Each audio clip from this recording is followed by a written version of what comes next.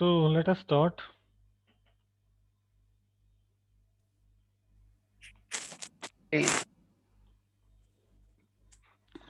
हाँ, ऐसा रिंग जिसमें कोई नॉन जीरो जीरो डिवाइजर ना हो उसको क्या कहते हैं भाई? Integral domain. Integral domain. Okay, good. So a non zero ring जी. a non-zero ring a non-zero ring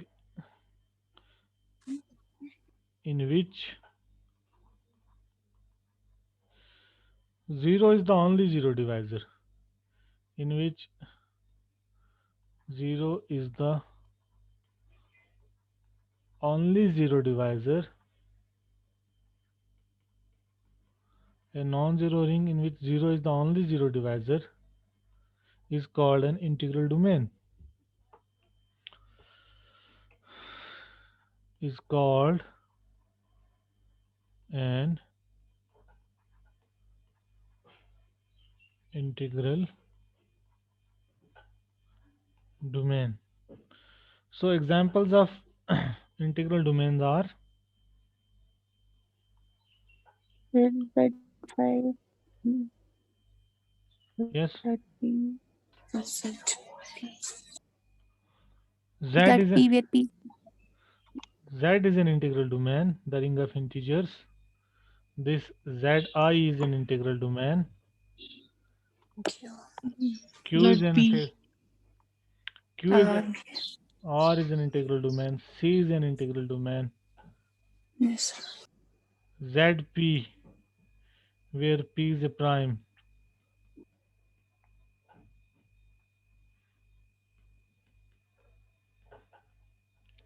is an integral domain. In fact, every field is an integral domain. In fact, every field is an integral domain. ठीक है? But not conversely. But not. Can you give an example of integral domains which are not fields? That. ये दोनों है ना, ये वाले, ये दोनों इंटीग्रल डोमेन्स हैं लेकिन फील्ड्स नहीं है. ये बाकी सारे फील्ड्स हैं. Q, R, C and ZP where P is a prime, they all are fields. लेकिन ये दोनों जो हैं ये फील्ड्स नहीं है ना. as Z and the Gaussian integer ring Zi are not fields. They are not fields. Okay. We can construct many more. Given an integral domain, you can construct many more integral domains, isn't it? Yes, sir. कैसे करेंगे?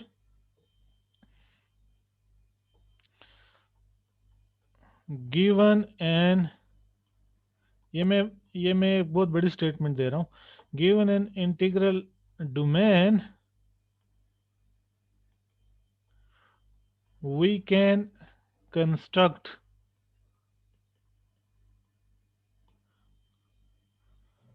more integral domains.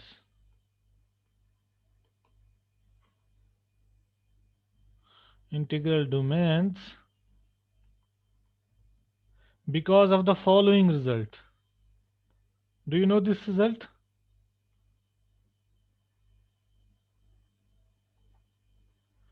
Because of the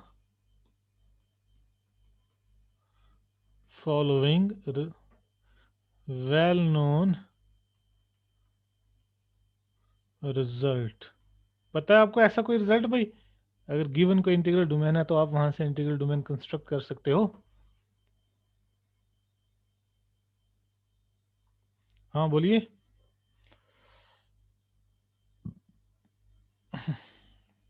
yes no में जवाब दे दो. No, sir. ये तो एक well known proposition, well known result है, आपको हम पता होना चाहिए. Proposition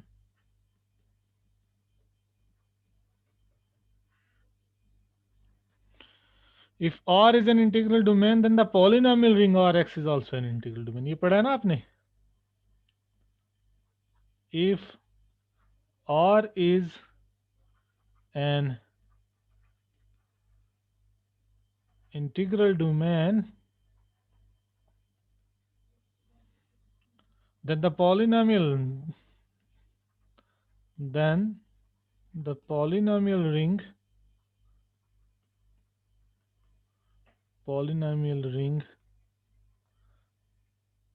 Rx is also an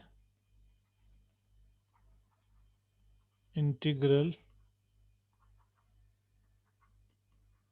domain. ठीक है, ये पढ़ा है नहीं? सर एक्चुअली हमने कभी रिंग थ्योरी पढ़ी ही नहीं है सीयू में। क्यों? आपने अलजेब्रा नहीं पढ़ी है पीछे? सर फर्स्ट सेम में हमें अलजेब्रा में था सर सिलेबस में, लेकिन फिर लॉकडाउन हो गया और फिर हमें नहीं बढ़ाया गया।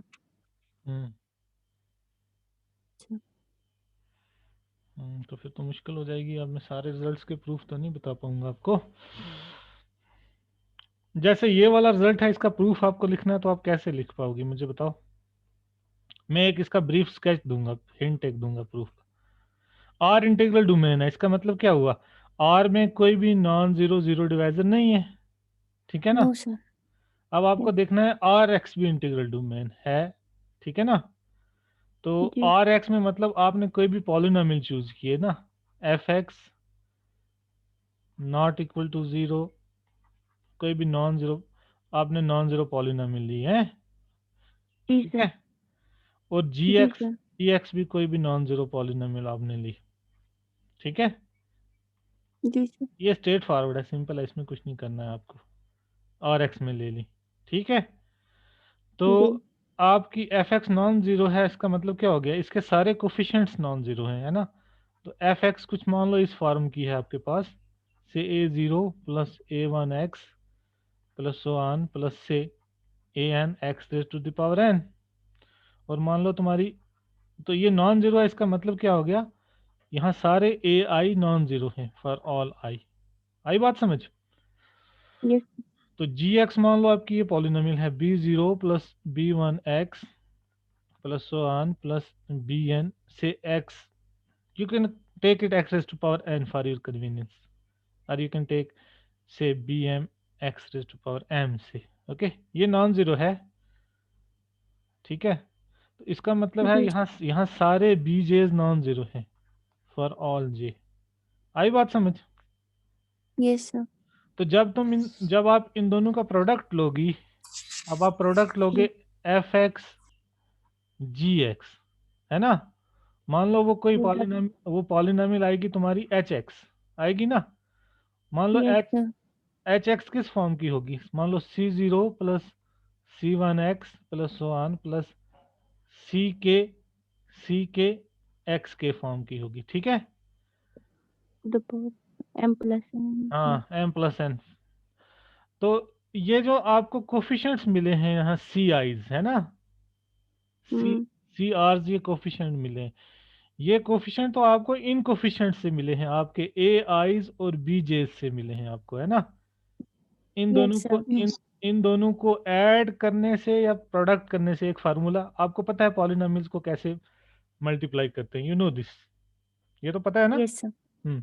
Yes sir. हाँ, तो आपको जो ये कोफिशिएंट्स मिले हैं A I B J, you got this coefficients simply by multiplying and adding these coefficients A I's and B J's, okay? Yes. So you can just say that, मैं आपको hint दे रहा हूँ, प्रूफ आपको formally लिखना है ये।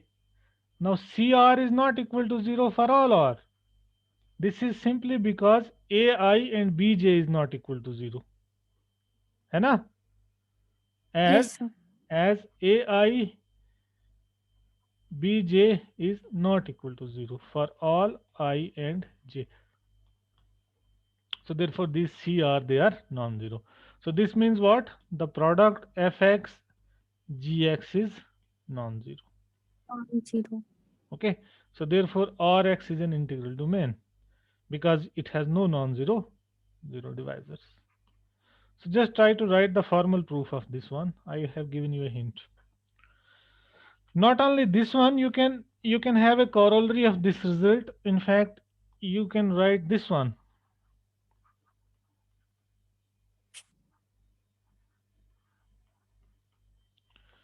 If R is an integral domain,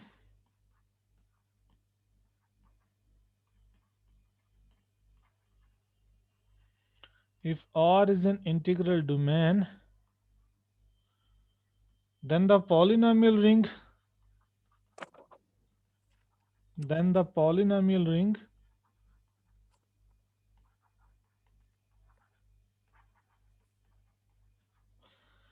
in several variables R, x1, x2, so on xn,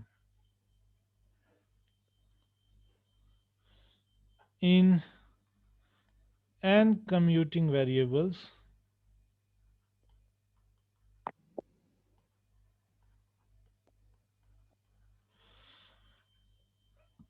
is also an integral domain,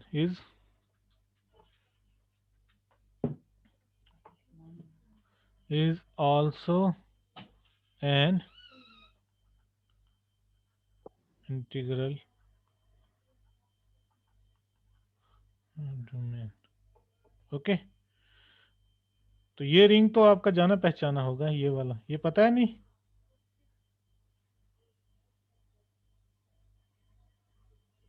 और x1, x2, xn, मतलब you know these polynomial rings in several variables, मतलब more than one variables होंगे आपके पास, है ना? Okay sir. जैसे आपके पास ये, मैं आपको कहूँगा और एक्स वाई, इसमें इस टाइप की पॉलिनॉमियल्स होंगी, मान लो say A X square Y cube plus, है ना, बी बी एक्स 6 वाई 7, है ना, इस टाइप की पॉलिनॉमियल्स, ये भी रिंग बनेगा। तो और एक्स जो है वो हमेशा कंटेंड होता है, ये सब रिंग होता है किसका?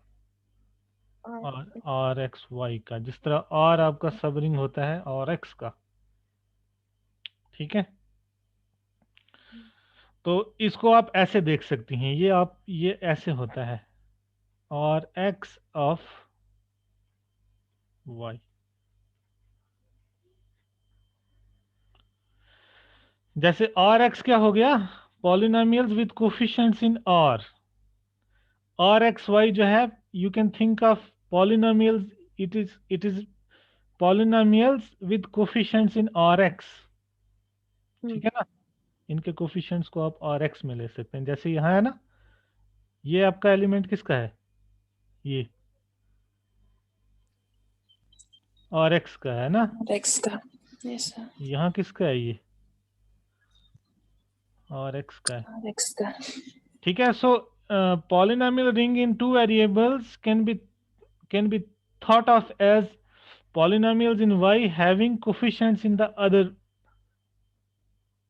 ring, coefficients।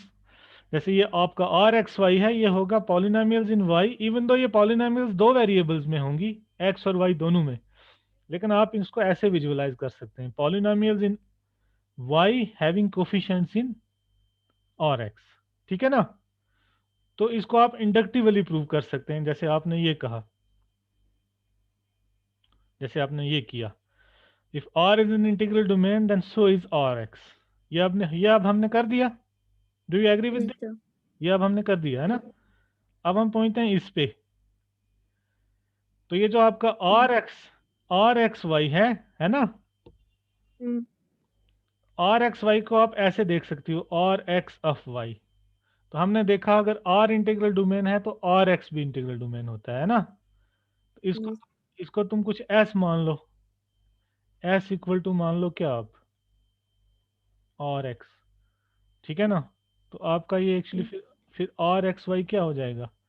ये actually s s of y हो जाएगा, है ना? ये आपका एस है, नहीं, ये आपका, ठीक है, जो आपका और एक्स वाई था वो आपका हो गया और एक्स ऑफ वाई। ठीक है, मैं इसका आपको नेक्स्ट क्लास में बताऊंगा प्रूफ। ओके। Okay sir. हाँ, फिलहाल आप ये वाला जो है आप इस पे एग्री करो। ये वाला फर्स्ट वाला जो है इसका आप प्रूफ लिख लो formal. If R is integral domain then the polynomial ring R X is also an integral domain. Okay. इसको मैं सेवरल वेरिएबल्स को थोड़ा डिटेल से आपको नेक्स्ट क्लास में बता दूंगा। Any more question then I will stop this class. Sir आपने लिखा है ना वहाँ पे फॉर ऑल, सर वहाँ पे फॉर ऑल होगा कि for some? कौन सा वाला, कहाँ पे लिखा? सर आर एक्स जब आपने प्रूव किया, सर जब आपने आर एक्स प्रूव किया। हाँ हाँ, ये वाला इसी के बारे में यस सर। यहाँ पे क्या है? Sir a I not equal to 0 for all i. हाँ हाँ, तो नॉन जीरो पॉलिनोमियल है तो सारे कोफिशिएंट्स नॉन जीरो होंगे। नहीं, यहाँ आप सही कह रहे हो। यहाँ अगर एटलीस्ट एक कोफिशिएंट भी नॉन जीरो है तो पॉलिनोमियल नॉन जीरो होगी। हाँ, योर क्वेश्चन इज गुड, है ना? मुझे यहाँ कहना चाहिए A I not equal to zero for some आई।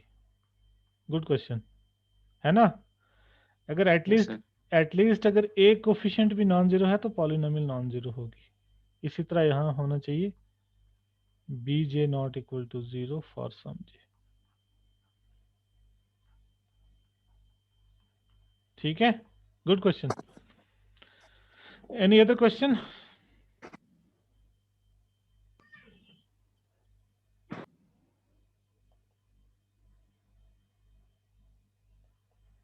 हाँ, बहुत कम स्टूडेंट्स हैं। आप इस क्लास में कम स्टूडेंट्स क्यों हैं इतने?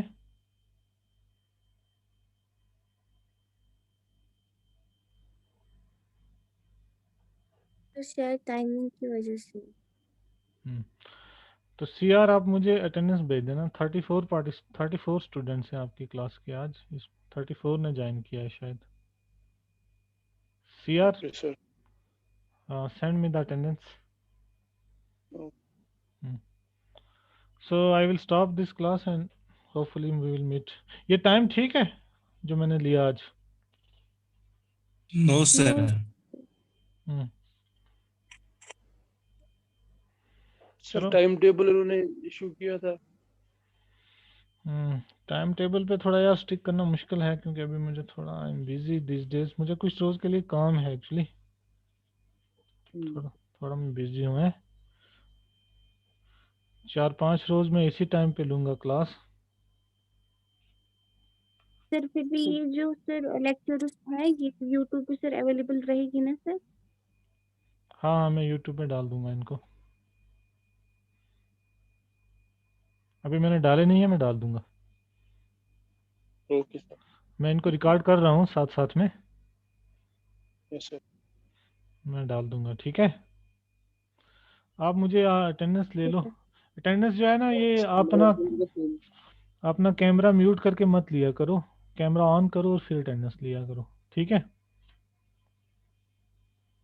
Okay sir. हाँ, तो सीआर आप अटेंडेंस ले लो। मीनवाइल ये सब अपना कैमरा ऑन करेंगे तो मुझे सेंड कर दो। कैमरा ऑन करो सारे। हम्म,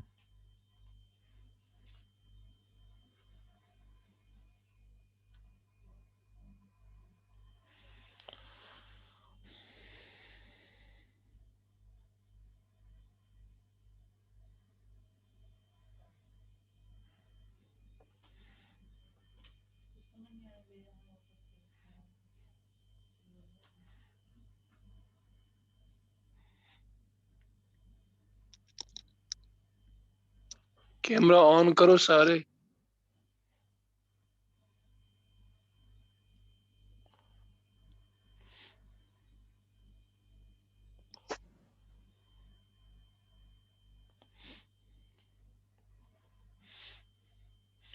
रोल नंबर 46 आप क्यों नहीं ऑन कर रहे?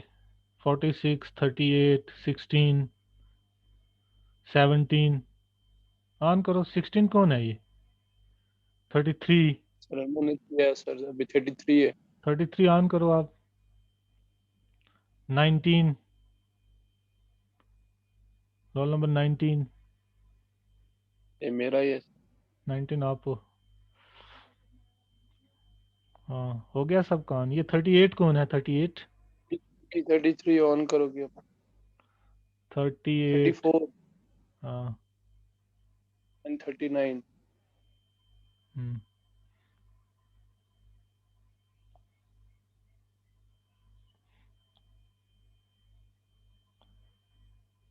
तो ले लो सीआर, ले लो अटेंडेंस है, मुझे भेज दो। ठीक है, ठीक है आपने सर। आप उठा लो स्क्रीनशॉट। सर मैं पार्टिसिपेंट्स का स्क्रीनशॉट उठाऊंगा। हाँ पार्टिसिपेंट्स का, और किसका उठाओगे? Okay sir. सर इन्होंने फिर से ये किया। कैमरा ऑन करो अपने। जो ऑफ करेगा उसको एब्सेंट मार्क करेंगे, और क्या है, ये तो ओके सर। है ना। ओके। उठा लिया आपने? मैं एंड करूँ अब? यस सर, यस सर, आप कीजिए। ओके भाई, see you in the next class. Okay sir. Allah.